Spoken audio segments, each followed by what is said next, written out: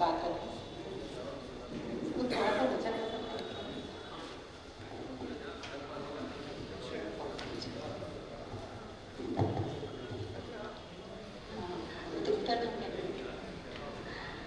सभी को नमस्कार और आदरणीय मंच को मेरा सादर प्रणाम।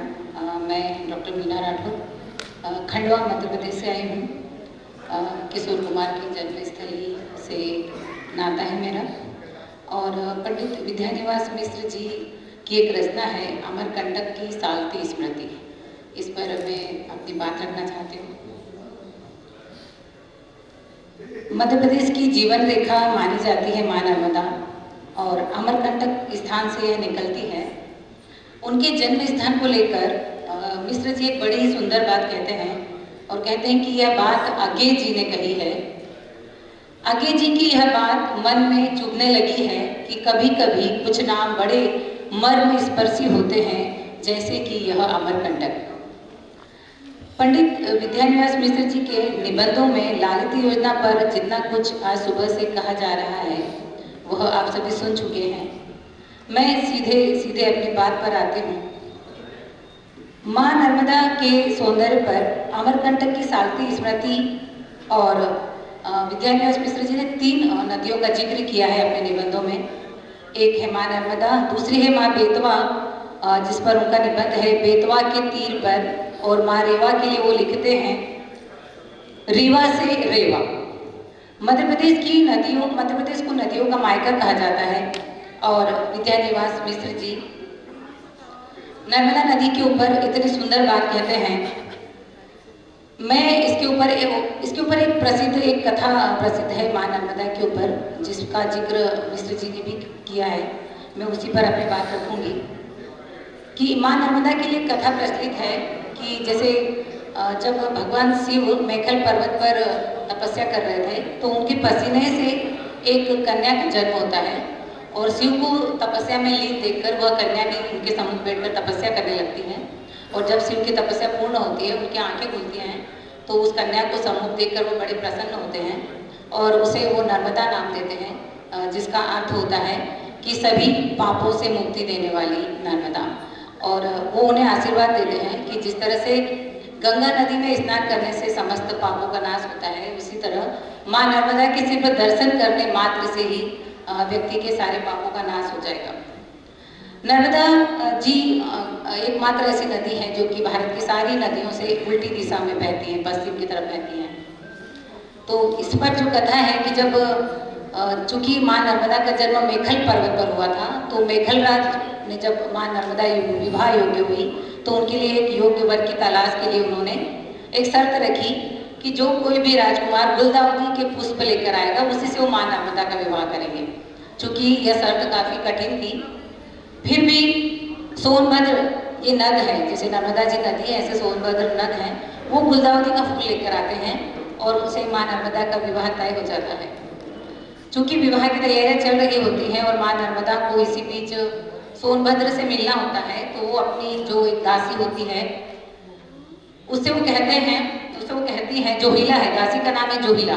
उससे कहती हैं कि तुम सोनभद्र से जाकर मेरा संदेश दो कि मैं उनसे मिलना चाहती हूँ। जोहिला कहती है कि मेरे पास इतने अच्छे वस्त्र आभूषण नहीं है कि मैं जाकर सोनभद्र से आपका संदेश कह सकूं। तो मां नर्मदा अपने वस्त्र और आभूषण जोहिला को देती हैं और जोहिला वो वस्त्र आभूषण पहनकर सोनभद्र से मिलती हैं और सोनभद्र का रूप सौंदर्य देखकर जोहिला जो है मोहित हो जाती हैं। वो चूंकि सोनभद्र को नहीं पता था कि ये जोहिला है, तो वो उनका प्रणय निवेदन जो है वो स्वीकार कर लेते हैं। और इधर मां नर्मदा काफी चिंतित होती हुई उसी स्थान पर पहुंचती है जहां उन्होंने जोहिला को भेजा था। और जब वो जोहिला और सोनभद्र को साथ में देखती हैं तो उन्हें बड़ा दुख होता है और उसी समय वो प्रण कर लेती हैं कि वो आजीवन कुंवारी रहेंगी, विवाह नहीं करेंगी और तुरंत उल्टी दिशा में बहने लगती हैं। और सोनभद्र उनके पीछे पीछे आते हैं, लेकिन मां नर्मदा नहीं रुकती और तभी से अभी तक जो है मां नर्मदा अन्य नदियों की अपेक्षा उल्टी दिशा में बहते हुए पश्चिम दिशा में बहती हैं।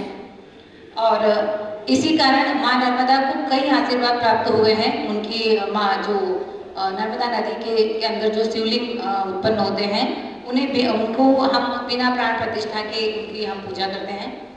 और वर्ष में एक बार मां गंगा भी नर्मदा से मिलने के लिए आती हैं। तो पंडित विद्यानिवास मिश्र जी सोनभद्र जोहिला और माँ नर्मदा की इस कथा पर एक बात कहते हैं, वो मैं यहाँ रखना चाहूंगी। इसी अमरकंटक के धनी मानी सेठ सोनभद्र ने भी बुद्धिमानी का काम किया था, नहीं तो बेचारे का सारा सोना अरब सागर में जाकर कहीं अरबी समुद्र में चला जाता और जिस सम्मान और गौरव के साथ वह विदुर राजनीतिक नेता की भांति उत्तर भारत की नदियों की एकीकृत धाराओं में जाकर गंगा में मिलता है और सबके ऊपर अपने प्रवेश की महिमा का रूप जमाता है, वह भला कैसे संभव होता। माँ नर्मदा हमारे मध्य प्रदेश की जीवनदायिनी नदी है। उनके लिए मैं अपनी मातृभाषा में अंत में 2 पंक्तियां पढ़ते हुए अपना स्थान ग्रहण करूंगी। गहरी नर्मदा न गहरो पानी, गहरी नर्मदा न गहरो पानी, देखी न जीव घबरायो मैया, पार लगाव जो देखी न जीव घबरायो मैया, पार लगाव जो। काम क्रोध कच मच बसत है, काम क्रोध कच मच बसत है, लोभ को मगर दिखायो मैया, पार लगाव जो। सत की नाव खेवटिया, सतगुरु सत की नाव खेवटिया, सतगुरु सुमिरन नाव आधार हो मैया, पार लगाव जो। धर्मी धर्मी पार उतरिया, धर्मी धर्मी पार उतरिया, पापी डूब्या न मझधार हो मैया, पार लगाव जो। गहरी नर्मदा न गहरो पानी, गहरी नर्मदा न गहरो पानी, देखी न जीव घबरायो मैया, पार लगाव जो।